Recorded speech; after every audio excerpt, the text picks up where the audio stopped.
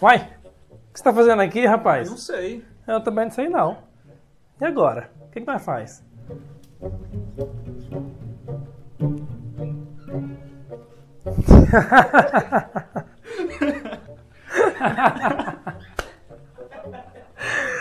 Ai, até minha mãe tá rindo ali. Gente, nós pensamos em todas as possibilidades para fazer uma entrada legal, mas o improviso aqui não deu muito certo, né? Mas o que vale é o quê? A intenção. Então pronto. Nós vamos falar sobre um tema que nos dias de hoje está muito em alta. Eu acredito que no passado também, mas hoje cada vez mais, porque as pessoas estão perdendo a capacidade de ser humano, né? Praticamente isso.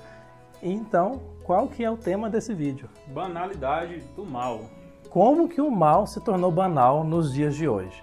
Né? Gente, esse daqui é meu primo, lá do Tocantins, mora na cidade chamada Paraíso. É o Paraíso. Tá vendo? Vamos pra lá, ó. Vocês querem saber onde fica o Paraíso? Lá no Tocantins. Me acompanhe. Tá vendo? Ele é estudante de Direito, então, como tá tendo muita treta no YouTube, eu já chamei um advogado para estar comigo aqui, porque caso dê algum problema, nós já estamos aqui, né? Com certeza. Brincadeiras à parte, espero que vocês gostem desse vídeo. É um assunto extremamente importante para nós falarmos e discutirmos. Meu nome é Gustavo Medrado. Meu nome é Lucas Medrado. E está no ar o Para de Graça.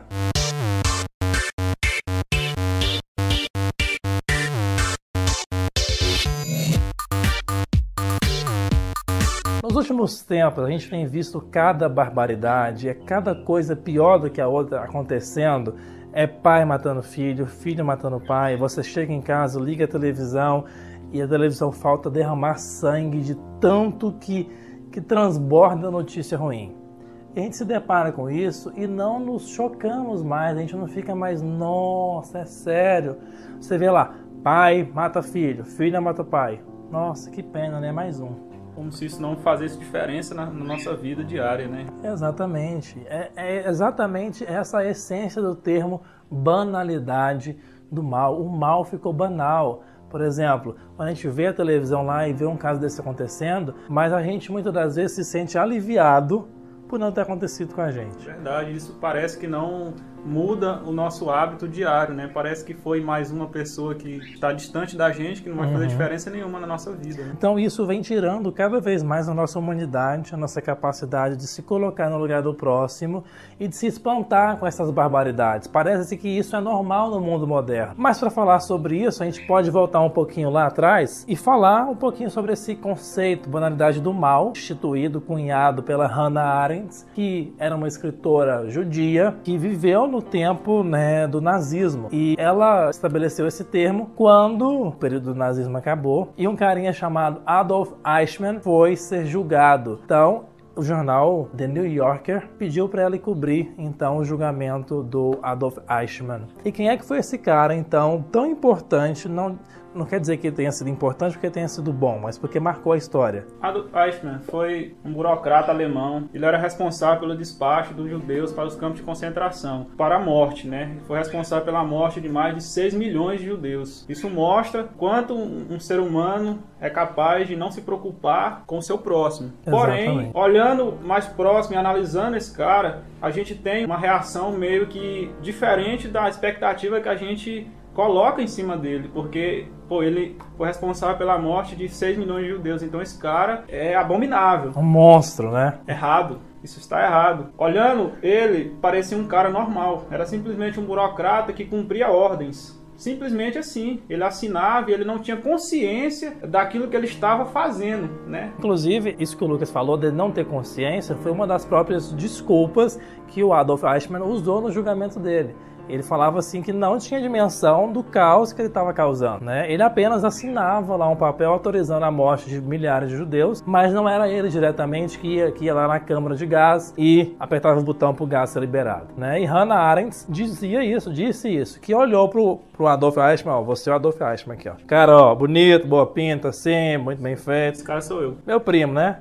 Até parece, né? Muito bem vestido e tal, um carinha muito bem né, aparentável. Você olha para uma pessoa dessa, você não imagina que ela é capaz de matar, de cometer essas atrocidades. Mas que ela se espantou era o como ele era comum, como ele era uma pessoa igual a qualquer outra. Ou seja, e o Adolf Eichmann também disse que se ele não fizesse aquilo, qualquer outra pessoa iria fazer no lugar dele. Ele estava apenas cumprindo o seu trabalho. E o que é interessante citar também, que na época do nazismo na Alemanha, matar judeus não era crime. Engraçado, né? O fato de uma coisa não ser crime não quer dizer que ela é moralmente aceita. Por que a gente está falando disso? Porque nós podemos trazer e aplicar para o nosso dia a dia. A gente perdeu aquela capacidade de tentar pensar em outras alternativas. Uma segunda chance. Exatamente. De se colocar muitas vezes no lugar daquela pessoa que está sentindo aquela dor, né? Sim. Né? De interiorizar isso para a nossa vida e entender que isso não é normal, né? É verdade. Que a destruição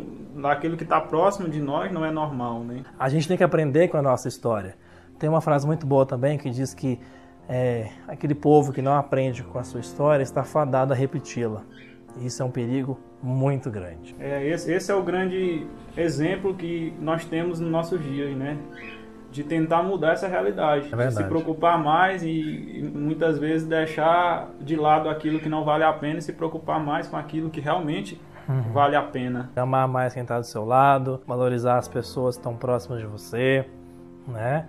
E são essas a essência da vida. Estão nos detalhes, né? A vida passa e as coisas ficam. Então valorize mais quem está do seu lado, né? Sempre que sair de casa, dê um abraço em quem você ama. Esteja presente, de fato, e não apenas rejeitando, não compartilhando momentos e vivendo uma vida individualista, materialista. Enfim, não deixem que o mal se torne banal na sua vida. Faça a diferença. É difícil? Gustavo, falar é muito fácil, de fato. Mas é nosso dever aí lutar para tentar melhorar esse mundinho que nós vivemos. Nunca esqueça, tudo começa na primeira atitude. Ame, cuide, se preocupe. E você vai ver que isso vai mudar os seus dias. Tá vendo aí? Palavra de medrado. Muito obrigado pela participação, primo. Foi um prazer estar com você, espero voltar outras vezes também. É isso aí, valeu.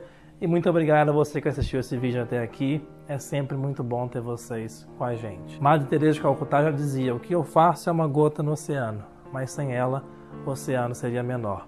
Então vamos com a nossa gotinha lá, que uma hora a gente consegue fazer a diferença. Me siga nas redes sociais, nos siga também, eu vou deixar o Face do Lucas aqui na descrição, tá? Para mandar as mensagens lá para ele, para nós discutir um pouco mais sobre isso, porque o vídeo não acaba aqui não, hein? Beijo de luz no seu coração, faça tudo o que tem que ser feito, não se esqueça, a gente se vê semana que vem. Fui!